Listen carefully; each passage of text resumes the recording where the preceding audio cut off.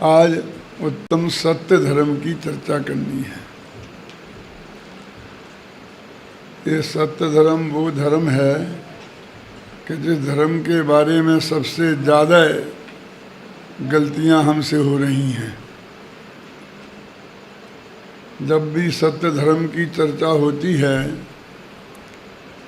तो ये आज की दुनिया पर झूठ नहीं बोलना ही सत्य है, इसकी ही चर्चा करते हैं। और झूठ नहीं बोलना चाहिए, सत्य ही बोलना चाहिए, इस बात पर बहुत जोर देते हैं, उसको ही सत्य धर्म बताते हैं।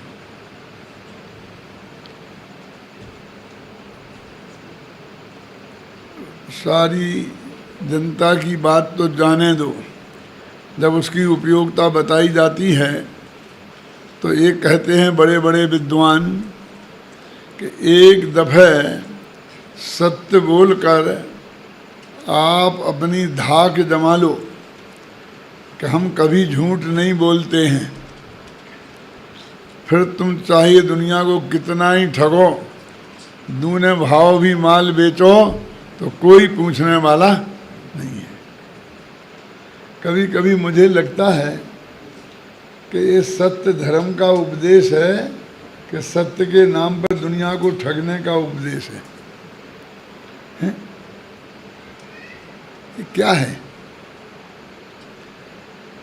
जिस सत्य को ये दुनिया धर्म बता रही है, आज जो सत्य धर्म है उसका वो आशय बिल्कुल भी नहीं है। मैं ये नहीं कहना चाहता हूँ कि सत्य बोलना और झूठ नहीं बोलना कोई अच्छी बात नहीं है, बहुत अच्छी बात है। सवाल ये है कि आज जिस सत्य धर्म की चर्चा हो रही है वो सत्य धर्म वो है कि नहीं है, इसका सवाल है, उसकी भलाई बुराई का सवाल नहीं है। हमारे जैन दर्शन में सत्य बोलने और झूठ नहीं बोलने को 4 जगह बांधा है। सत्यानुव्रत, सत्य महाव्रत, भाषा समिति और वचन गुप्ती। नाम सुने होंगे। सत्यानुव्रत माने स्थूल झूठ नहीं बोलना। बहुत बारी कभी कोई ज़रूरी बोलना पड़े तो उसकी छूट है। और सत्य महाव्रत माने किसी भी परिस्थिति में बिल्कुल भी झूठ नहीं बोलना। और भाषा समिति कि जो कुछ भी बोलना वो हित मित और प्रिय बोलना। कल थोड़ी चर्चा इस पर की थी ना। हित क्या है जो बताया था, आत्म को हित है सो सुख, वो हितकारी है, वो भी सीमित बोलना और प्रिय शब्दों में बोलना, कठोर शब्दों में नहीं बोलना, ये भाषा समिति है। और वचन गुप्ती बोलना ही नहीं, मौन रहना, मनोगुप्ती। तो ये मौन रहना, तो अब क्या रह गया बोलने की अवस्था में? इसको उल्टा भी ले सकते हैं, सबसे बढ़िया बात तो बोलना ही नहीं, मौन सबसे बड़ा धर्म है ना। बोले बिना ना रहा जाए तो हित मित और प्रिय ही बोलना, और वो भी सत्य। और यदि पूरा सत्य नहीं बोल सकते हो तो स्थूल झूठ तो बोलना ही नहीं। आपको ऐसा क्या हो सकता है कि हम सत्य नहीं बोल सकते हैं? अब हम आपसे पूछें कि आपकी तिजोरी में कितने रुपए रखे हैं, बताओ भाई साहब, बोलो। तो अनुभूति भी बता देगा, बता देना चाहिए। क्या करे बोलो? इंदिरा गांधी जैसा ही जवाब देगा कि इसका उत्तर देने के लिए मैं बात नहीं। मेरे कहने का मतलब समझ गए ना? ऐसी परिस्थिति में कदाचित बोलना पड़े तो अणुवृत्ति बोले, समझे ना। अब बोलने की सब अवस्थाएं इसमें प्रतिबंधित हो गई, नेगेटिव भी और पॉजिटिव भी। हम शास्त्रीय भाषा में बोलते हैं अस्ति से भी और नास्ति से भी। नहीं बोलना ये नेगेटिव है ना, फिर बोलना तो हितमित प्रिय बोलना ये, और सत्य बोलना, और स्थूल झूठ तो किसी कीमत पर बोलना ही नहीं। अब कौन सी अवस्था वाणी की रह गई है कि जिसे आप सत्य धर्म कहना चाहते हो? क्योंकि ये मुनि धर्म के का वर्णन चल रहा है। ये जो 10 धर्म हैं वो मुनि धर्म के संदर्भ में है। तत्वासूत्र पढ़ा आपने? तत्वासूत्र, उसमें एक सूत्र आता है 8वें अध्याय में, क्या आता है? आश्रव निरोधा संबरा 9वें में, आश्रव निरोधा संबरा सा गुप्ती समिति धर्मानुप्रेक्षा परिश्रय जय चारित्र। तो गुप्ती ये तो मुनिराजों की है ना, 5 समिति मुनिराजों की है ना, 22 परिश्रय जय मुनिराजों का है ना। तो इन्हीं के बीच में ये 10 धर्म आए हैं, ये भी मुनिराजों के ही हुए ना। गृहस्थ नहीं पाले ऐसा नहीं कह रहे, लेकिन मुनिराजों जैसे पाले ही नहीं सकते। अपनी अपनी भूमिका के अनुसार सबको पालना चाहिए, लेकिन ये वर्णन तो मुनि धर्म की अपेक्षा है ना।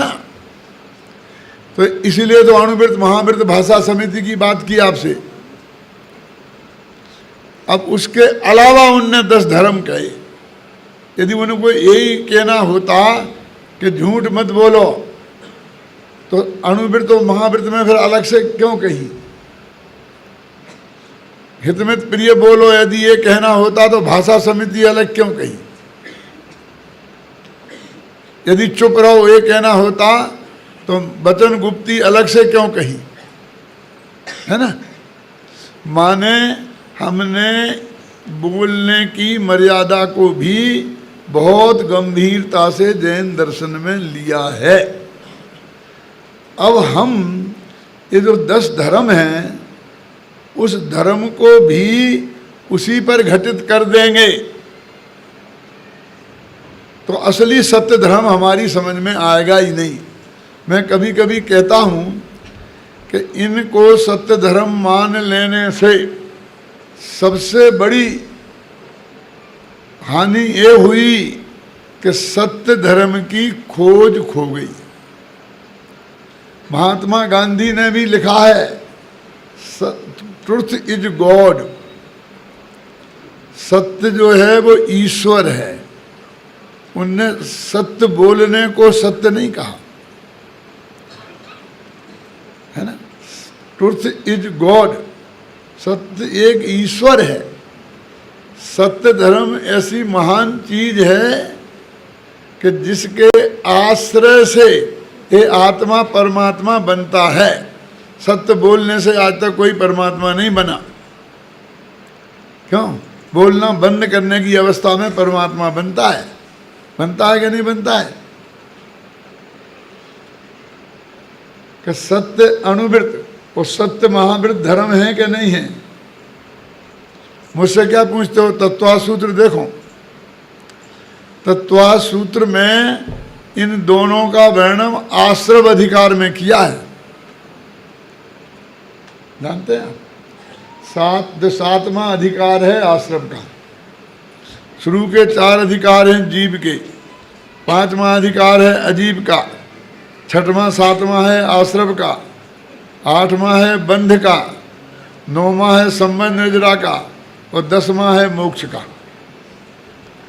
तो अणुवृत्त और महावृत्त की चर्चा 7वें अध्याय में आश्रव अधिकार में है भाई साहब। अणुवृत्त और महावृत्त से शुभ कर्मों का आश्रव होता है। कर्म आते हैं, कर्म खपते नहीं हैं, जाते नहीं हैं, समझे। और गुप्ती और समिति को संवर अधिकार में लिया है। गुप्ती तो नहीं बोलने रूप है और भाषा समिति हितमित के लिए बोलने रूप है, उसे तो सम्मत अधिकार में लिया, लेकिन ये 5 अनुवृत्तों महावृत्तों को आश्रव अधिकार में लिया। और सत्य तो धर्म है भाई साहब। एक दफे हमें ये निर्णय करना पड़ेगा कि ये सत्य धर्म जिन्हें हम कह रहे हैं वे सत्य धर्म नहीं है। इससे ये लाभ होगा कि हमारे सत्य धर्म की खोज शुरू हो जाएगी।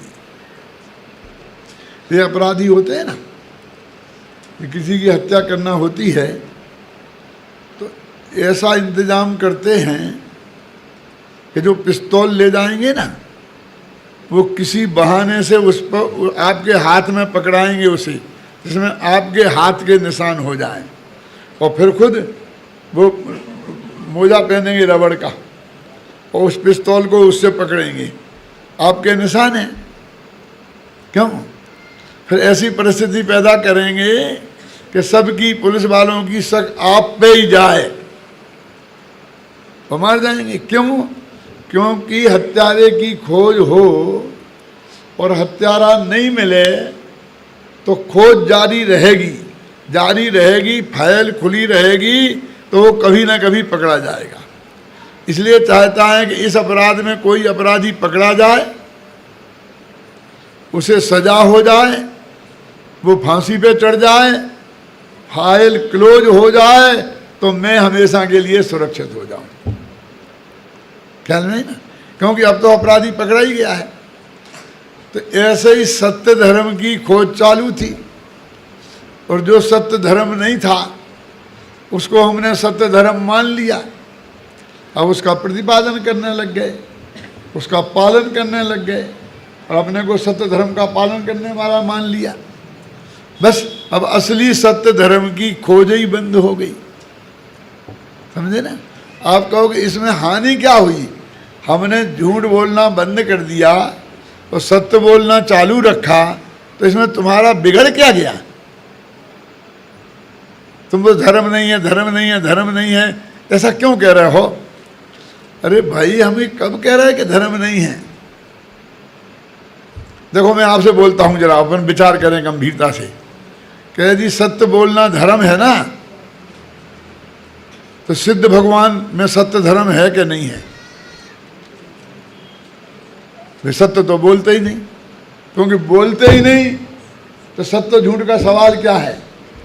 तो सत्य धर्म है कि नहीं है? बोलो। अब सत्य बोलना यदि धर्म है तो सिद्ध भगवान के वो नहीं रहेगा, और सिद्ध भगवान के तो सभी धर्म हैं जो असली धर्म है ना? आप समझे?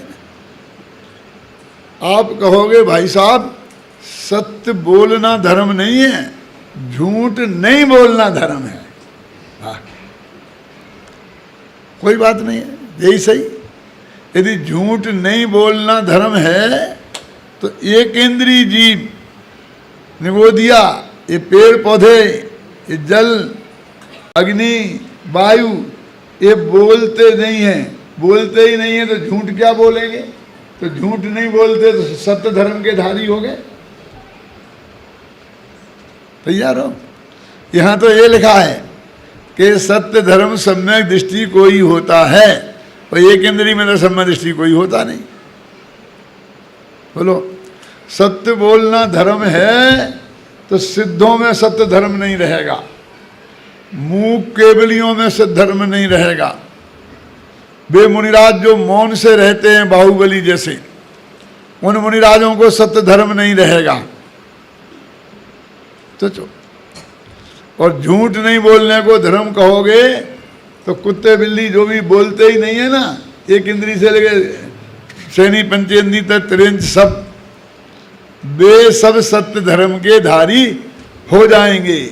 लेकिन ये दोनों ही नहीं है। इससे मालूम पड़ता है न सत्य बोलना धर्म है और न झूठ नहीं बोलना धर्म नहीं है। ये गलती हुई कैसे? सत्य आत्मा का धर्म है और वाणी पुद्गल की पर्याय है। भाषा वगैरह का काम है, ये तो आप जानते हैं ना। अब हमने आत्मा के धर्म को पुद्गल की पर्याय में खोजा, तो कैसे मिलेगा? यहाँ अभी बोल रहे थे मनीष के बहुत बहुत होशियार होशियार लोग बैठे हैं यहाँ पर, क्यों? तो एक छोटा सा प्रश्न पूछूं, कोई होशियार से होशियार आदमी हो जो इतना होशियार हो कि 100 पाड़े खड़े कर दें, उनमें से एक पड़िया छांट दे। प्रश्न समझ में आया कि नहीं आया? पाड़ा तो समझते हैं कि नहीं समझते हैं? भैंस के बच्चे को पाड़ा कहते हैं, पड़ा पड़ा, अच्छा पड़ा। 100 पड़ा खड़े कर दें तो उनमें से एक पड़िया खोज लाए कि उसमें है ही नहीं, तो वो पड़िया मिलेगी कहाँ? कितना ही होशियार हो खोजने वाला। तो जिसमें सत्य धर्म है ही नहीं और वहां तुमने सत्य धर्म मान लिया तो गजब हो गया ना। तो पहले हमें ये समझना पड़ेगा कि जिसको हमने सत्य धर्म माना है वो सत्य धर्म नहीं है। तो फिर हमारी खोज शुरू होगी कि सत्य धर्म क्या है। यदि नहीं मिला हमें तो क्यों, बोलो क्या करें? तो हम दोनों ही दीन से जाएंगे कि हमने जिसको सत्य धर्म माना था वो भी हाथ से चला जाएगा और वो भी नहीं मिलेगा। इसलिए तुम पहले हमें वो सत्य धर्म समझाओ और फिर हम इसे छोड़ेंगे। मैं आपसे पूछता हूं, किसी बहन का पति खो जाए और मिले नहीं, बहुत खोज करें और वो नहीं मिले, तो किसी दूसरे को पति माना जा सकता है? क्यों? बोलो, असंभव है ना। क्या करेंगे? जरा गंभीरता से विचार करो आप। वो सुग्रीव की कहानी है ना, तारा की। वो एक विद्याधर सुग्रीव का भेष बना के आ गया था। अब असली सुग्रीव भी खड़ा है और नकली भी, और दोनों में से हम पहचान नहीं पा रहे हैं कि असली सुग्रीव कौन है। अब तारा सती थी, वो क्या करे? 4 रास्ते हैं उसके पास कि वो दोनों में से इसको मान ले या उसको मान ले या दोनों को स्वीकार कर ले या दोनों को अस्वीकार कर ले। 4 रास्ते हैं कि नहीं? क्या करें?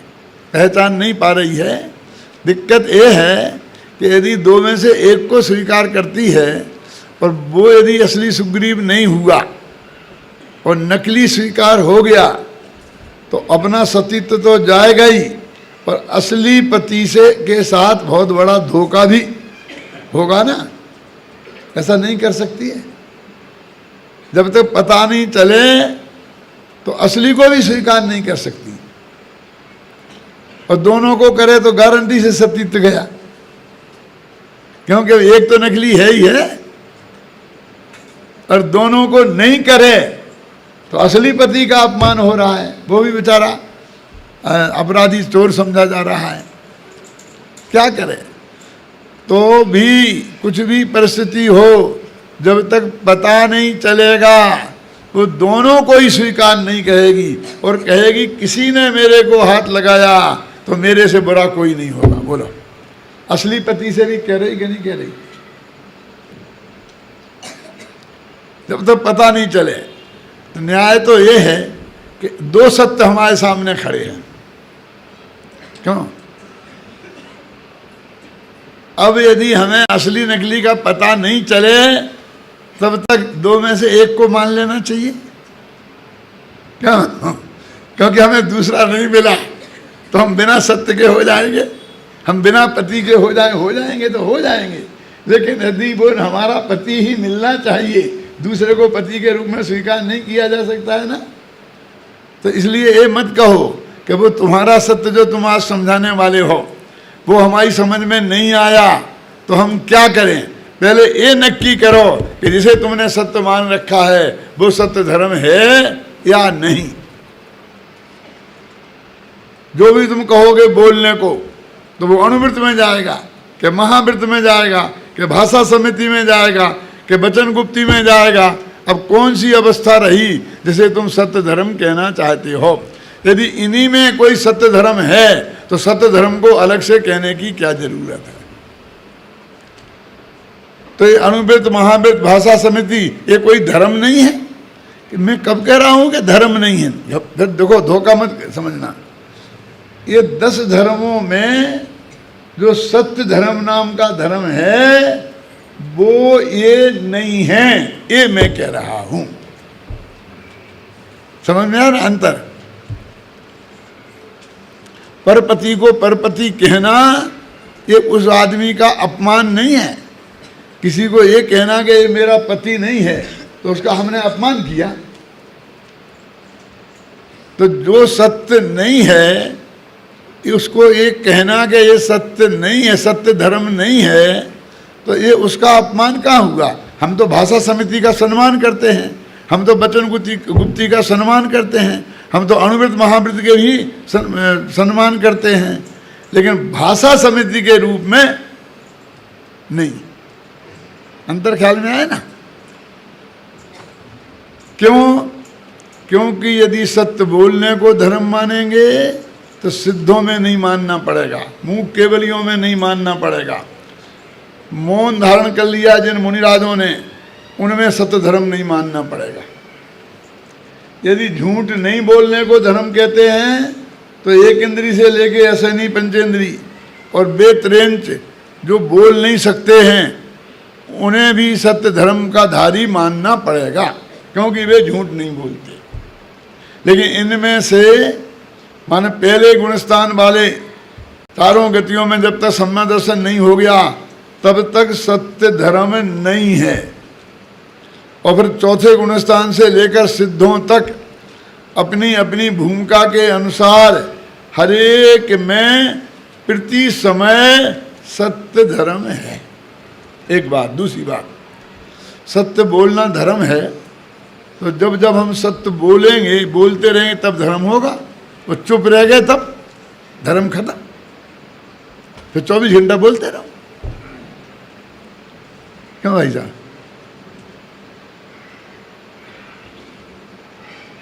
क्या सत्य धर्म के लिए बोलना जरूरी है? तो ये वाणी के अधीन हो गया ना। हमारा धर्म पराधीन कैसे हो सकता है? आत्मा का धर्म आत्मा में 24 घंटे रहता है। ऐसा नहीं कि कभी कभी प्रकट हो गया और कभी कभी नहीं जाए। समझ गया? अब असली सत्य धर्म क्या है, अब उस पर अपन विचार करते हैं। ये तो नहीं है। देखो, उत्पाद व्यय द्रव्य युक्तम सत्य, आपने लिखा ना शास्त्रों में कि ये उत्पाद व्यय और द्रव्य से जो सहित है वो सत्य है, और सत्य वो द्रव्य का लक्षण है। सत्य द्रव्य लक्षणम बोलते कि नहीं बोलते? और सत्य के भाव को सत्य बोलते हैं। तो जो वस्तु है, जो अपने स्वभाव में है, वो उसका सत्य है। समझे ना? और वो नहीं होना वो असत्य है। इस सारी दुनिया को लगता है कि भैया सत्य तो जैसे लोप हो गया, हमें कहीं दिखाई नहीं देता है।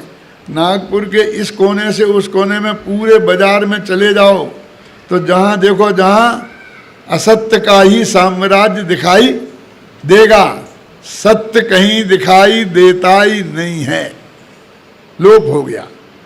और मैं कहता हूँ असत्य कहते ही उसे हैं कि जिसकी लोक में सत्ता ना हो। असत्य, समझ गए ना? ना जिसमें उत्पाद है, ना व्यय है, ना द्रव्य।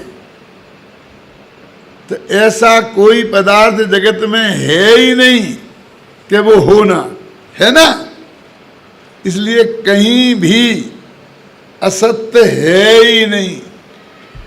अब आपको सारे बाजार में असत्य ही असत्य दिखाई देता है, और हम कहते हैं हमें जगह सत्य ही सत्य दिखाई देता है, असत्य कोई है ही नहीं। देखो जरा थोड़ी गहरी बात है, थोड़ा आज आपको तैयार होना पड़ेगा। ये रूमाल है ना, ये है कि नहीं है? ये सत्य है कि असत्य है? बोलो। है ना? इसकी सत्ता है ना, ये रूमाल भी सत्य है। अब 3 रूमाल हैं, 3 कहाँ हैं? एक ही तो है। एक ये असली रूमाल जिसे लोक में जो है ना, ये ऐसा रूमाल, और दूसरा हमारे ज्ञान ने इसे जाना तो ज्ञान में एक रूमाल बना, एक दूसरा रूमाल वो है। और तीसरा रूमाल, रूमाल नाम का एक शब्द है, वो भी रूमाल है। इस पर बोर्ड पे हम लिख दें रूमाल, और फिर कहें बोलो बेटा ये क्या है, क्या बोलोगे? 3 रूमाल हो गए। एक ये असली पदार्थ, एक इसे जानने वाला ज्ञान, और एक कहने वाला शब्द। एक घड़ी है, घड़ी भी 3 है। एक घड़ी नाम का पदार्थ, एक घड़ी नाम का शब्द, और एक घड़ी नाम का ज्ञान। तीनों की सत्ता है ना, वो ज्ञान की भी सत्ता है, शब्द की भी सत्ता है, और पदार्थ की भी सत्ता है। असत्य तो नहीं है ना कहीं। और देखो अभी आला सत्ता आता है। देखो ये रूमाल है, क्या क्या झूठ बोल रहा है? क्यों बता रहा हूं घड़ी और बोल रहा हूं रूमाल, तो ये कहाँ असत्य आया? घड़ी में आया कि वाणी में? घड़ी तो घड़ी है, वो तो नहीं बदली, इसकी सत्ता तो है। कहाँ गड़बड़ हुई? वाणी में और हमारे ज्ञान में। हमने ज्ञान में इसे रूमाल जाना। तो झूठ या तो ज्ञान में होता है या वाणी में होता है। वस्तु में आज तक झूठ ने प्रवेश किया ही नहीं। एक घड़ी घड़ी रही और रूमाल रूमाल रहा। तो वस्तु में कहाँ झूठ है बोलो? ये झूठ तो काय में आया? वाणी में या जानने वाले ज्ञान में। ये हमारा महाभाग्य है कि वस्तु में झूठ ने प्रवेश नहीं किया। यदि कर गई होती तो फिर बहुत दिक्कत हो जाती। एक क्षण में घड़ी रूमाल बन जाए और रूमाल घड़ी बन जाए, फिर हम क्या करें? नक्की हो गया ना कि वस्तु में झूठ नहीं है, ज्ञान में या वाणी में है। तो जहां झूठ हो वहां खोजना चाहिए ना, उसे मिटाना चाहिए ना वहां। तो ठीक किसको करना है? वाणी को, ज्ञान को। और हम ठीक किसे करना चाहते हैं? वस्तु को। हम कहते हैं मेरे मुंह से रूमाल निकल गया, अब किसी तरकीब से इसे रूमाल बना दो, नहीं तो मैं झूठा सिद्ध हो जाऊंगा। क्यों? ऐसी कहानियां भरी पड़ी हैं हमारे शास्त्रों में, घबराना नहीं। मैंने आप कुछ भी कहो, एक कहानी लिखी है ना, किताब है तुम लोगों के पास, उसमें सबसे पहली कहानी है। एक मुनिराज थे, तो दुर्भाग्य से उनको सारे शरीर में कोढ़ हो गया था। एक नगर में आए, सही घटना है पौराणिक। राजा के दरबार में एक जैन मंत्री था और अजैन मंत्री थे। उन अजैन मंत्रियों ने नमक मिर्च लगा लगा के राजा को भड़काया कि जैनियों के साधु कोढ़ी होते हैं। और उसे ये बात बर्दाश्त नहीं हुई, तो उसने कह दिया कि जैनियों के साधु कोढ़ी होते ही नहीं। तो उनको तो बहुत खुशी हो गई जिनने कहा था, क्योंकि उन तो देख के आए थे। उन्होंने कहा राजा साहब से कहा, साहब चलो हम दिखा देते हैं, और ये सच्चे हैं कि कल चलेंगे। अब उन साहब को बहुत आकुलता हुई। वे उन मुनिराज के पास पहुंचे, बादीराज नाम था उन मुनिराज का। और उन्होंने कहा महाराज ऐसा ऐसा हो गया आज, अब मेरी लाज आपके हाथ में है। कि मेरे हाथ में क्या है? तू झूठ बोले और मैं तेरा साथ दूं? कि नहीं, आप अपना कोड ठीक कर लो। अरे क्या मान ले तूने झूठ बोला तो तू झूठ स्वीकार कर ले। भूल सुधारने का तरीका तो ये है। और हम क्या करते हैं? हम उस वस्तु को बदलना चाहते हैं, समझना।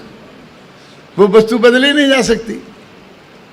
अब वो कहानी पहले शास्त्रों में थी और इसी तरह महिमा मंडित करके कि आखिर उन सेठ जी की इज्जत बचाने के लिए महाराज ने अपने को सुंदर बना लिया और एक अंगूठे उंगली में थोड़ा कोड़ रखा। और जब वे मुनिराज आए, उनने देखा कि ये तो सर्वांग सुंदर हैं, तो उन दूसरे मंत्रियों को बहुत डांटा और इनको कहा तुम बहुत सच्चे हो, और उन्हें दंड देने लगे। तो मुनिराज ने कहा कि नहीं नहीं, वे भी सत्य बोलते थे, मुझे था, देखो उसकी निशानी है। ये कहानी है ना, आपने पढ़ी होगी। तो मैंने भी उसे लिखा, लेकिन मैंने क्या लिखा कि वो सेठ जी का और मुनिराज का संवाद हो रहा, मंत्री जी का, कि वो कह रहे महाराज मेरी लाज रख लो। कि तू लाज वाला है क्या? तुझे सत्य बोलना चाहिए था ना, इसमें क्या है? पुण्य पाप का उदय तो मुनिराजों के भी आ सकता है, सनत कुमार चक्रवर्ती के भी आ गया था ना, पार्श्वनाथ भगवान के भी आ गया था ना। तूने ये झूठ क्यों बोला कि दिगंबर मुनियों को गोड़ नाम की बीमारी हो नहीं सकती? ये तो सफेद झूठ है, और तू मेरे से कहता मैं वो झूठ का साथ दूं? अरे मैं तो एक तो मैं कुछ कर ही नहीं सकता, ध्यान से सुनना, और कर भी सकता होता तो मैं नहीं करता। कि साहब मुझे सजा मिलेगी, फांसी पे चढ़ जाऊंगा, तो अपराधी को सजा मिलना ही चाहिए ना।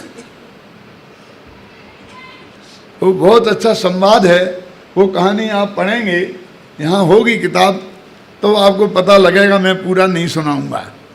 लेकिन आखिरकार मुनि महाराज ने कह दिया भैया ये कुछ नहीं हो सकता, और तुमको तो जो होना है वो होगा, तुम्हारी तुम जानो।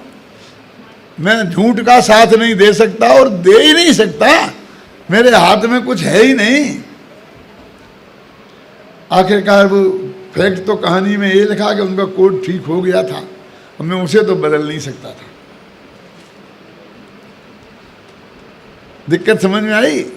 तो मैंने कहा आए तो सुबह कोड नहीं था, तो वे कहने लगे कि अरे भाई गजब हो गया, गजब हो गया। वो सेठ जी कहने लगे कि नहीं नहीं, क्या गजब हो गया कि आपने मिटा लिया? कि मैंने कुछ नहीं किया, सचमुच उन्होंने कुछ नहीं किया था। उसके लिए एक दफा भी नमोकार मंत्र नहीं पढ़ा था। वे तो रोजाना अपना जैसा आत्म ध्यान करते थे वैसा ही किया। और उन्होंने ये कहा कि देखो यदि मैं मिटा सकता होता तो ये क्यों नहीं मिटाता, उसके रूप में उसे प्रस्तुत किया। जितना मिटना था वो मिट गया, जितना रहना था वो रह गया। मैंने इसमें कुछ नहीं है। जैन धर्म तो अकर्तावादी है। पूरा लंबा संवाद में मैंने ये सिद्ध किया। यानी हम क्या करते हैं कि हमारे मुंह से जो निकल गया हम वैसा कहते हैं। मेरे मुंह से निकल गया कि ऐसा है ऐसा है, तो अब तुमसे कहता हूँ भैया तुम भी ऐसे ही कह देना, तुम भी ऐसे ही कह देना, सबको पार बांधता हूँ, तुम भी यही कह देना। मैंने तो नाम ले दिया था कि सुरेश भैया ने मेरे से ऐसा कहा था, अब सुरेश भैया तुम मेरी लाज रख लेना, तुम भी कह देना कि हाँ मैंने कहा था। क्यों? अब बांधो। अरे भाई गलती निकल गई ना, तो गलती मिटने का उपाय उस गलती को सब जगह फैला देना नहीं है, बल्कि उसे स्वीकार कर लेने में है कि नहीं है। अब अपनी बात कहाँ हुई? वस्तु है वाणी में, गलती है वाणी में, गलती है ज्ञान में। वस्तु में तो कोई गलती हुई नहीं। खतरा तो तब था जब वस्तु में कोई गलती हो जाती। अब हमें वाणी को सुधारना है। तुम वाणी यदि वस्तु के अनुरूप होगी तो वो सत्य हो जाएगी। ज्ञान वस्तु के अनुरूप होगा तो सम्यक ज्ञान हो जाएगा। श्रद्धा वस्तु के अनुरूप होगी तो सम्यक दर्शन हो जाएगा। क्यों? वस्तु को नहीं बदलना है, हमें स्वयं को बदलना है। हम वस्तु को बदलना चाहते हैं, स्वयं को नहीं बदलना चाहते हैं। यही सबसे बड़ी हमारी दिक्कत है। देखो दाग चेहरे पर है, हम दर्पण में देखते हैं तो दिखाई देता है, तो दर्पण को घिसते हैं कि दाग दिख रहा है, दाग दिख रहा है, साफ करो। कितना साफ करोगे? जितना अधिक साफ होगा दर्पण उतना दाग और साफ दिखाई देगा। अरे दाग चेहरे में है तो चेहरा को धो, दर्पण को धोने से क्या होगा? जहाँ गलती हुई है, गलती वहाँ सुधारनी चाहिए। वस्तु में तो कहीं गलती होती ही नहीं है। देखो, एक आदमी फोटोग्राफर के पास जाता है, कहता भैया मेरा बहुत बढ़िया फोटो खींच दो। क्यों? वो फोटोग्राफर कहता है भैया मैं बढ़िया फोटो कैसे खींच सकता हूँ, तुम जैसे हो फोटो तो वैसे ही आएगा ना। क्यों? बोलो, उसकी एक आंख है और फोटो ऐसा बना दे में जिसमें दोनों आंखें हों, तो उसका फोटो होगा? हम तो जैसी वस्तु है, जैसा व्यक्ति है, वैसा फोटो आवे कि लोग पहचान लेंगे ये फला है, इसका नाम बढ़िया फोटो है। वो आदमी कुरूप है और फोटो आ जाए सुंदर, इसका नाम सुंदर नहीं है। लेकिन क्या करें, ये जगत अंधा है, इस अंधे की जगत की समझ में कुछ आता ही नहीं है। मैं छोटी सी बात कहता हूं, श्री कृष्ण की बात आई थी ना कि मरते समय कोई नहीं था। मैं तो कहता हूं जन्मते समय भी कोई नहीं था। अधचक्री नो में नारायण, तो कोटि शिला को उठा बनहारे, जन्म समय नहीं मंगलता के, मरण समय नहीं रोवन हारे। तो बीच में अर्ध चक्रवर्ती सम्राट। थोड़ी बात जरा विचार करना। कहानी ऐसी आती है कि कंस को किसी ने ये बता दिया था कि तेरी मौत ये बलदेव है ना, क्या नाम, वसुदेव और देवकी के पुत्र के माध्यम से होगी। तो उसने क्या किया, इन्हें जेल में बंद कर दिया और जब भी इनका बच्चा हुआ उसे मार के फेंक दिया। ऐसे 8 बच्चे मार के फेंक दिए और 9वें बच्चे श्री कृष्ण हुए और उन्हें मरना था उसके हाथ से, तो उसे नहीं मार पाए। ये तो होनहार हो गई। अब मैं दूसरी बात कहता हूं आप लोगों के सामने, तो छाती पे गंभीरता से विचार करना। वो कंस इतना मूर्ख था, उसके मिनिस्टर भी सब ऐसे मूर्ख थे, मेरे जैसा समझदार आदमी एक भी नहीं था वहां। उस बेवकूफ की समझ में इतना नहीं आया कि इनके बच्चे से मेरी मौत होगी तो इन्हें जेल में डालना है, तो देवकी को महिलाओं की जेल में अलग रख देता और वसुदेव को पुरुषों की जेल में अलग रख देता, बच्चे होता ही नहीं। कितनी छोटी सी बात थी, लेकिन उसकी समझ में नहीं आई। इतना मूर्ख था। जब होनहार ऐसी थी तो ये समझ में नहीं आई। एक ही जेल के एक ही कमरे में उन्हें बंद रखा। बोल क्या समझदारी की बात थी। चलो वो तो मूर्ख था, लेकिन ये देवकी और वसुदेव के पहला बेटा हुआ और उन्हीं की आंखों के सामने उसे मार के फेंक दिया कंस ने। क्यों? तो उनकी समझ में नहीं आई कि दूसरा होगा तो ये मार के फेंक देगा।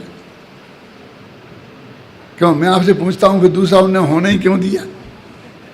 वो जेल में बंद हुए, उनकी समझ में इतनी बात क्यों नहीं आई? वे भी फैमिली प्लानिंग से रहते वे भी ब्रह्मचर्य से रहते। अरे जेल में पड़े थे, कोई अच्छी हालत में थोड़ी थे, वो भोगने की जगह थी क्या? फिर दूसरा कैसे हो गया? चलो उनने समझा होगा कि एक को मार दिया, अब दूसरे को नहीं मारेगा, इसलिए हो गया। फिर तीसरा, फिर चौथा, अरे भाई कैसे होता गया 7 को मार दिया, फिर भी वे पैदा किए जा रहे आपकी समझ में आता है? ये कंस का व्यवहार, ये देवकी का व्यवहार, ये कृष्ण वसुदेव का व्यवहार मेरी समझ में नहीं आता। कि तुम्हारा माथा खराब हो गया, मेरा हुआ कि तुम्हारा हुआ, है तो भगवान जाने। क्यों कंस का हुआ था कि वसुदेव उनका हुआ था। आखिर अंत में तो यही कहना पड़ेगा कि उसकी होनहार ही ऐसी थी कि वो 9वें बच्चे के हाथ से मरना था। अंत में क्या कहोगे आप? वस्तु के स्वरूप को आप बदलना चाहते हो? वस्तु जैसी है वैसी स्वीकार करने में भलाई है, वैसी कहना ही सत्य वचन है, वैसी जानना सम्यक ज्ञान है। तो हमें ईमानदारी से वस्तु को समझना है, और वस्तु में तो असत्य ने प्रवेश किया ही नहीं। एक घड़ी रूमाल हो जाए तो हमारी चिंता होनी चाहिए। जो वस्तु तो जैसी है वैसी ही है, उसमें आज तक कोई फर्क नहीं है। वस्तु का वो सत्य स्वरूप ही वास्तव में सत्य है, और उस सत्य की स्वीकृति वो सत्य धर्म है। ज्ञान में स्वीकृति, श्रद्धा में स्वीकृति, और उसके आधार से वीतरागता पैदा होना, ये चारित्र में स्वीकृति, इसका नाम वास्तविक सत्य धर्म है। हमने सत्य को तो स्वीकार किया ही नहीं। इस चमत्कार भी प्रिय जगत को सत्य चाहिए भी कहाँ? बोलो, ये सत्य की ऐसी जरूरत ही कहाँ है? एक किसान बहुत मेहनत करके अपने खेत में आम का पेड़ लगाता है। 5 साल तक अपने बेटे जैसा उसे पालता पोसता है, फिर वो झाड़ बनता है, फिर उस पर आम लगते हैं, और उन आमों को वो बाजार में बेचने लाता है। तो सुबह से शाम तक एक डलिया आम बेचने में पसीना निकल जाता है। वो बताता है कि ये आम कितने का, तो वो कहे 10 रुपये का। क्या लूटने को बैठा है? 5 लेगा कि नहीं? क्यों? उसे लोग गालियां दे दे के चले जाते हैं। वो असली आम शाम तक 10 रुपये में नहीं बेच पाता है। फिर एक जादूगर आता है, फिर वो कहता है, बड़ी सड़क पे खड़ा होके आगे भीड़ बजाता है कि मैं तुम्हें जादू दिखाऊंगा, जादू दिखाऊंगा, सड़क पर आम का पेड़ उगा दूंगा। क्यों? और फिर वो जादू दिखाता है, कहता भैया ये सब नज़रबंदी का खेल है। कौन सा खेल है? मतलब मैं तुम्हारी नज़र बंद करूंगा, इसी का मतलब हुआ ना, नज़रबंदी का खेल है।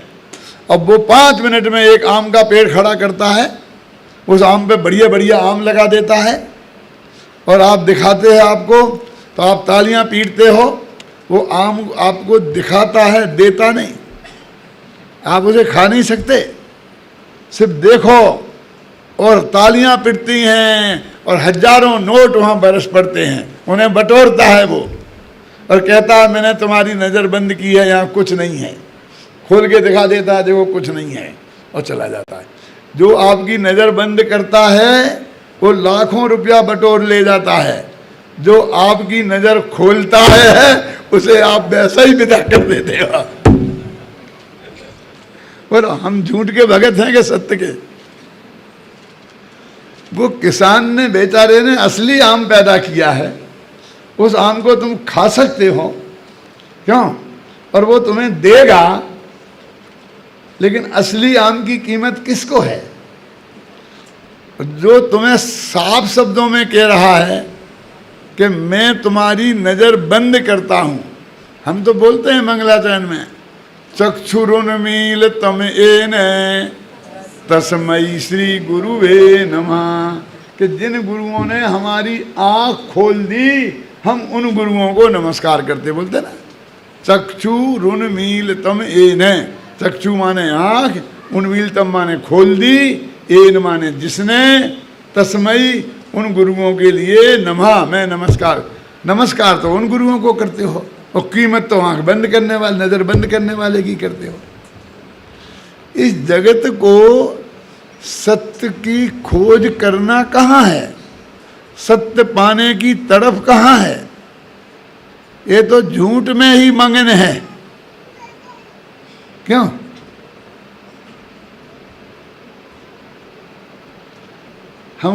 हम आपको समझाते हैं ये सत्य धर्म, और आप हमसे आके कहते हैं पंडित जी वो अपनी कल जरा संस्था की मीटिंग है ना, तो थोड़ी आप जरा दान की महिमा बता देना कि दान दोगे तो स्वर्ग जाओगे, मुख जाओगे, ये जाओगे।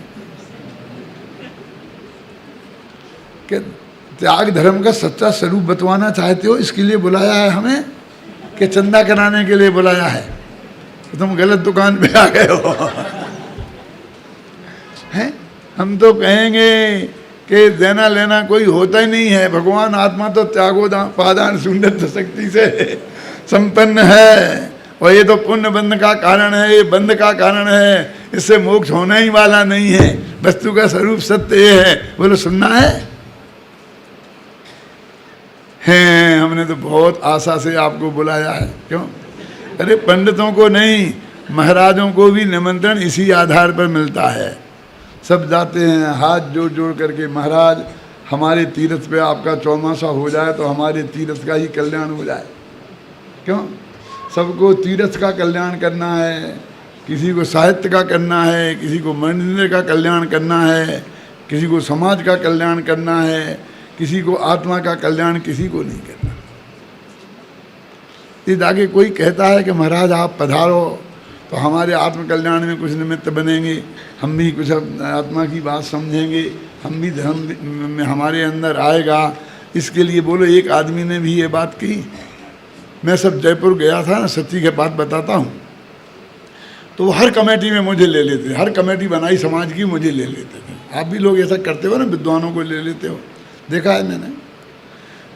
तो मैंने कहा उनसे, भैया मैं हर कमेटी में नहीं आ सकता। क्यों? मैंने कहा देखो तुम एक लिस्ट बनाओ उद्धारों की, जिनवाणी उद्धार, तीर्थोद्धार, महिलाओं का उद्धार, बच्चों का उद्धार, ऐसी बहुत उद्धार है ना, और ऐसी लिस्ट बनाओ। मेरे से लिस्ट बनवाओगे तो मैं सबसे पहले आत्मोद्धार लिखूंगा, और फिर धीरे धीरे सब उद्धार लिखूंगा, अंत में हरिजन उद्धार भी लिखूंगा। समझ गए ना?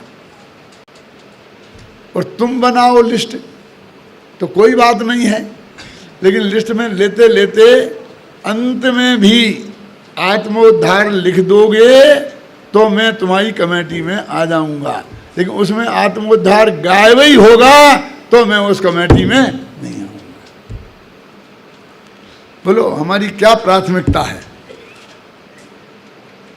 सत्य समझना किसको है? सत्य जानना किसको है? सत्य की तड़प किसको है? सत्य की तड़प जिसे होगा उसे सत्य समझ में आएगा। हम तो सत्य की बात नहीं, समझौते की बात करते हैं। पंडित जी आप समझौता करा दो समाज का। हमारी परिवार समाज के दो टुकड़े हो गए, आप समझौता करा दो। सत्य को समझने की जरूरत है, समझौते की जरूरत नहीं है। अग्नि के बारे में मतभेद हो जाए कि ये ठंडी है या गर्म,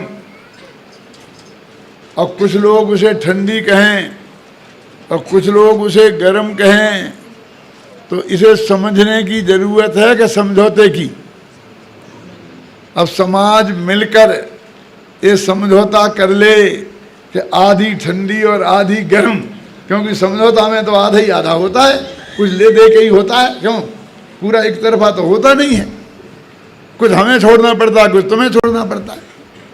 आधे तुम बढ़ो, है ना? तुम सुराग को धर्म मान लो, हम सुराग को अधर्म मान लेते हैं। क्यों? आधा आधा मान लो तो समझौता हो जाएगा कि नहीं?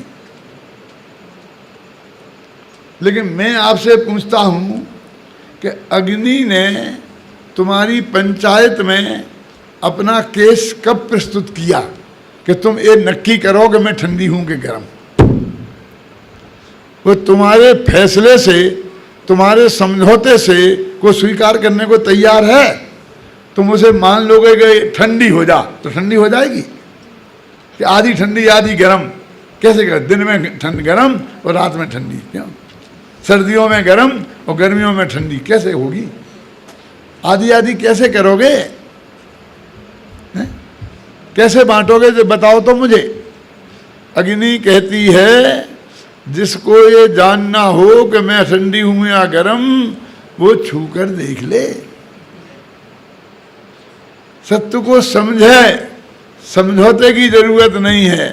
धर्म को समझौते की आवश्यकता नहीं है, समझ की आवश्यकता है। और हम तो 24 घंटा समझौते के मूड में रहते हैं। अरे नहीं लड़ना अलग बात है, नहीं लड़ना ये तो परम आदर्श है, ये तो बहुत अच्छी बात है कि हम 24 घंटा लड़ते ही रहेंगे। हम शांति से रह नहीं सकते हैं, प्रेम से रह नहीं सकते हैं। अरे इतना बड़ा देश है जिसमें 1.25 अरब लोग रहते हैं, तो कितने कितने इसमें मतभेद हैं, हिंदू हैं, मुसलमान हैं, सब एक साथ प्रेम से रहते हैं कि नहीं? लोकसभा में जाके बैठ कर एक साथ बैठते हैं कि नहीं बैठते हैं? तो जिनसे हमारा थोड़ा मतभेद है तो उनसे हम किसी स्टेज पे एक साथ नहीं बैठ सकते हैं? बैठना चाहिए। हर स्टेज अलग अलग है। परिवार समाज का स्टेज अलग है, पूरी परिवार समाज में सब शामिल है, उसमें शामिल हो पूरा। मैं तो दिगंबर समाज है, पूरी दिगंबर समाज के साथ हम शामिल हैं कि नहीं?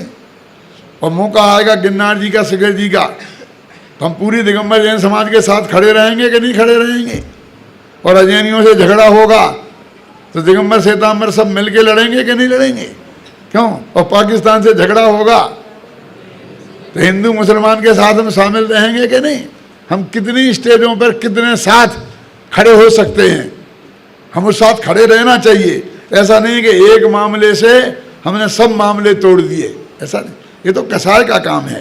ये मुनिराज अपने आत्मा में लीन है, हमें किसी से कुछ लेना देना नहीं है। जब भगवान महावीर का 25वां वर्ष मना था ना, तो कहा कि सब एक हो जाएं, सब एक हो जाएं। तो धर्म सागर जी महाराज के पास गए, जब वो आचार्य थे संत सागर जी की परंपरा में, तो उन्होंने कहा कैसे एक हो जाएं? तुम कपड़ा उतारने को तैयार हो कि हमें कपड़ा पहनाओगे? उन्होंने कहा सब साधु एक हो जाएं तो एक तो तभी हो सकते हैं कि या तो हम कपड़ा पहन लेंगे या तुम कपड़ा उतार दोगे। तो हम पहनने वाले नहीं हैं और तुम उतारने वाले नहीं हो, एक कैसे हो जाएं? क्यों? एक तो नहीं हो सकते, ये समझौता तो नहीं हो सकता, लेकिन एक स्टेज पर एक साथ बैठ सकते हैं। समझ में आई ना?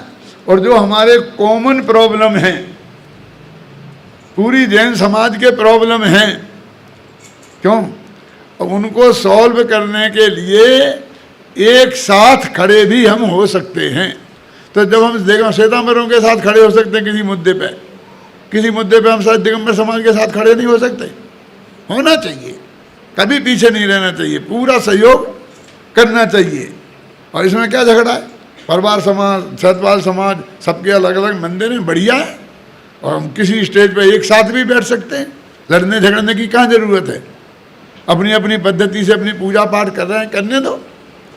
ये तत्व की बात सुनने सब एक साथ आ जाएं। यदि हमने वो रास्ता खुला रखा तो आ सकते हैं ना, यदि रास्ता बंद कर दिया तो नहीं आ सकते हैं।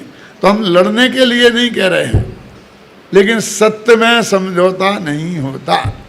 सत्य तो समझने की चीज है, समझौते की चीज नहीं है। सत्य तो वस्तु का स्वरूप है भाई साहब। जो वस्तु जैसी है वो 3 काल में कभी बदल नहीं सकती है। कैसे आप जगत में चमत्कार भी होते हैं, कई दफे हो जाती है अग्नि ठंडी हो जाती है, हो गई ना सीता का जल हो गया अग्नि का। और अभी तो मैं ये बात नहीं करने लगे 1 मिनट में, वो भी तुमने ही कही थी। चलो हो गई थी, जो हुआ था। मैं बात नहीं करता था, मैं आपसे जानना चाहता हूँ कि आपके मन में क्या है। अग्नि ठंडी हो जाए, बोलो। अग्नि तैयार हो गई कि आप सब लोग जो कहोगे मेरे से हाथ जोड़ के, मैं वैसी होने के लिए तैयार हूं। मैं पूछता हूं, अग्नि तैयार हो गई, बोलो अब क्या करना है? ठंडी।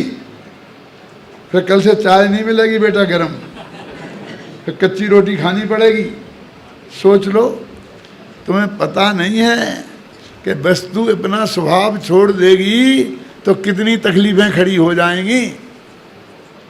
अग्नि ठंडी हो जाए, हम हाथ से छुए, हमारा हाथ जले नहीं, ऐसा ना हो वैसा नहीं हो। अरे ऐसे पदार्थ बहुत हैं जगत में जो अग्नि से नहीं जलते। वो भी बहुत महंगे नहीं मिलते हैं, वो गली गली में हैं, पड़े हैं। ये अभ्रक है ना, अभ्रक समझते हैं ना, जिससे रेल का इंजन बनता है, जिसमें कितनी आग झोंकते हैं लेकिन वो पिघलता नहीं है ना, जलता नहीं है ना, वो अभ्रक है उसमें, जो अग्नि से जलता नहीं है ना पदार्थ ऐसे कि जो अग्नि से जलते नहीं हैं, तो वो तो बहुत महंगा आता होगा। अरे तुम्हारे घर में हैं ये जो राख है, राख, ये राख को भी अग्नि में डाल दो तो ये भी नहीं जलती है। ये कंडे कंडे जलाए तुमने, ये लकड़ी जलाई और उससे जो राख हो गई ना, वो तुम्हारे घर में ही है ना, जिसे तुम मुफ्त में फेंक देते हो, किसी काम की नहीं है। उसमें ये ताकत है कि आग लगाओ उसमें तो आग नहीं लगेगी, हम उसे आग को अंदर कर देते हैं, ऊपर से राख से ढक देते हैं, तो राख जलती नहीं है और आग अंदर जलती रहती है, आग बुझती नहीं है। पहले तो आग की रक्षा ऐसे ही करते थे ना, घर में राख को सुरक्षित क्यों, तो है ना नहीं जानने वाले पदार्थ, तो आग से नहीं जलना कोई बहुत बड़ा धर्म होता तो राख की पूजा करो, वो नहीं जलती है ना, वो नहीं जलती है ना। अरे भाई वस्तु के स्वभाव को पलटने की कोशिश मत करो, वस्तु का स्वभाव जो है वो वास्तविक वस्तु स्वभावो धम्मो, वो धर्म है, उसको जानना एक ज्ञान का धर्म है, मानना एक श्रद्धा का धर्म है, जीवन में अपनाना एक चारित्र का धर्म है, उसके लक्ष्य से वीतरागता का उत्पन्न होना ये धर्म है। सत्य धर्म भी इस सत्य के आश्रय से उत्पन्न होने वाला वास्तव में धर्म है। उस सत्य धर्म के साथ व्यवहार से हमने वाणी से सत्य बोलने को भी धर्म कहा, हितपति वचन बोलने को भी धर्म कहा, मौन रहने को भी धर्म कहा। वो धर्म सत्य धर्म नहीं है, वो अलग है, लेकिन वो धर्म नहीं है ऐसा मैं नहीं कहता हूँ, लेकिन 10 धर्मों में जो सत्य धर्म है वो उनसे जुदा है। इस सत्य धर्म को हम पहचाने और उसके आश्रय से वीतरागता उत्पन्न करके हम परम सुखी हों, ऐसी मंगल भावना के साथ मैं अभी की बात समाप्त करता हूँ।